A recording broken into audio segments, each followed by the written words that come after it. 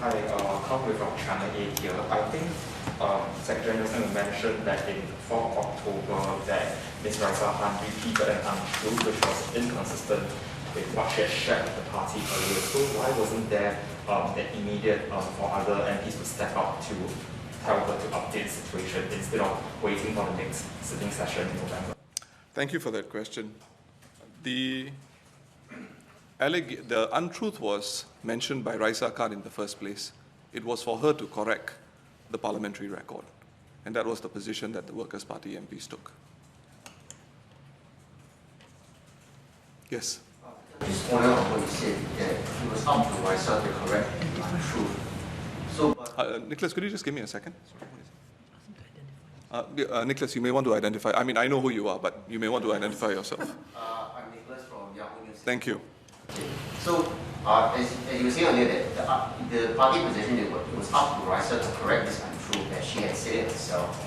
But having said that, to allow that untruth to remain uncorrected, yes, isn't that damaging to the party, and also wouldn't have exacerbated the issue and resulted in more questions, not just from Sengkang residents, but yes, all voters in Singapore?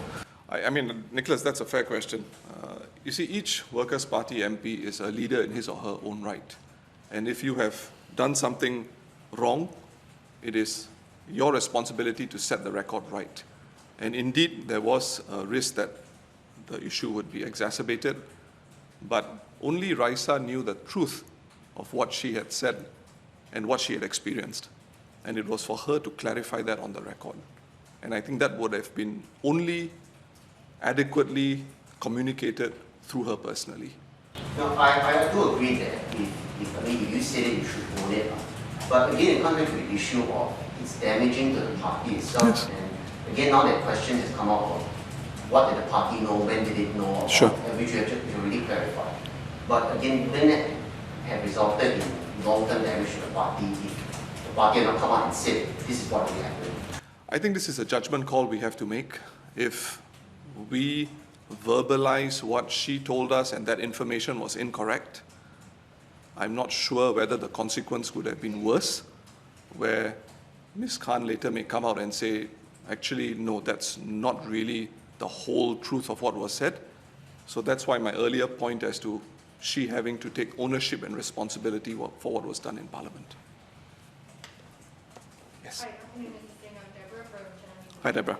So I was just wondering, if Raeesah had not made the admission eventually, at any point in time would the leadership decide to step in, given that it's been so long drawn since she was first? Deborah, it's a fair question. It's also hypothetical to an extent, but certainly an MP cannot be expected to leave an untruth on the record. She would have had to clarify it at some point, but that became moot by the time the Minister for Home Affairs put the question to her, and she repeated what was the untruth that she originally communicated. But certainly, if you want to continue as an MP, if you want to continue as a respectable political party, you know of this fact, I think there's only one outcome. It would have to be clarified. Just to follow up on that, was there any consideration on WP's part that it may take internal action against her, knowing that she had admitted an untruth? I think that really also comes down to some questions which I have noticed online about why the disciplinary panel, I think, was formed after she made those admissions.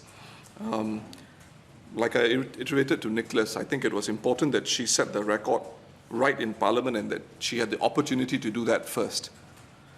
Her mistake was something that she had to own up to and take responsibility for. Once that was done and the truth of the matter was established on the record, disciplinary action from a party perspective would follow, and that's what happened. The sequence was important because it was important to establish what and why Raeesah did what she did. And Parliament was the correct platform for her to make that correction. It's also hypothetical, but she may well have resigned earlier had disciplinary proceedings been initiated prematurely, leaving the parliamentary record not corrected by her. And this, in my view, would not have been acceptable. Yes, Yancy. From the Straits Times. Can I just ask, you mentioned that you gave, based on her state of mind at that time, you gave her some time to settle the matter with the family first. Did you give her any deadline by which she should correct the mistake? And also, other than harm to the party, the fact that she made such allegations about the police is also quite serious. So what were your thoughts on, allowing these allegations to persist, and eventually it did last for about 3 months, where whoever would have read her speech or watched videos of it might, continue thinking that the police had actually done. I'll deal with the second question first. Indeed, that was a call that had to be made about what had been said against the police. Raeesah, I think, has apologized to the police force. I just met some members of the police who look after a part of Aljunied Hougang town a few, 1 or 2 weeks ago. I mean, we work very professionally with one another, but to the extent that this episode has cast some aspersions on them in any way, I apologize to the police. And this should not have happened. But as a sitting MP, I must say that it cannot be the case that MPs do not raise issues of concern with regard to any government authority in Parliament. I mean, that's something that we have the prerogative to do. But certainly, to expect it to be substantiated is par for the course. Your first question about the timeline, no, I did not give her a direct timeline. It was my judgment into her state of mind. But it was quite clear in October that nothing was coming forward at that point. I believe, if my memory serves me right, Leader of the House, Ms. Indrani Raja, also asked her a question about the delay from the moment she made her speech on the 3rd of August and the question that the Minister for Home Affairs put to her on the 4th of October. And she answered, it was a two-part answer, and she said that she had to speak to her family members and loved ones, and that process was prolonged, and I suppose one could make an argument that it could have been faster, but in my judgment, given where she was emotionally, I took the decision that she had to close that loop with her parents. Yes. One from Rice Media. So I can't help but draw a parallel to the 2012 Yao Shin Leong incident. That one took 1 month between the allegations and the dismissal. But in this case here, the allegations were made in August when she first made the allegations. So why the difference in the time frame regarding her judgment? Thank you, Sean. I think the two episodes were quite different. One was an episode that occurred in Parliament, and the parliamentary record had to be set right. And I think we were quite determined that that had to be done. The question, of course, is one's judgment as to whether that person would come up and say the real reason why she would carry a lie over something to many people, I think, is quite inexplicable. Once that was done, then we had to conduct and carry out the process to assess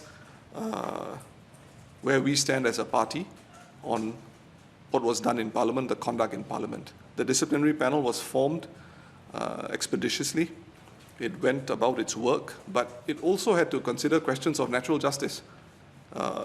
She spoke to us twice. The second one was her request to come and talk to us. We also invited her to present herself to the CEC and to explain her case, but she had resigned by then. As I mentioned earlier in my speech, we spoke to various party members, also to get their views and to take them on board.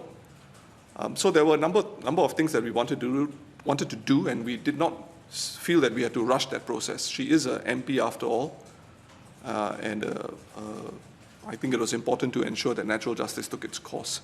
On the Yao Shin Leong matter, if I cast my memory back, I was a CEC member at that time. Yao Shin Leong did not account himself to the party after the allegations were made. I think he did not address the media, he did not address the party. The party was willing to give him some space to get himself organized, but this just went on, and it went on to a point where this was just unreasonable conduct. This was not acceptable. And so the party took the decision to fire him, to sack him. And so I suppose the circumstances are a bit different. I mean, the situation is a little different, but I think something has been said in Parliament, an untruth has been carried in Parliament, and the person responsible for that untruth has to clear the air.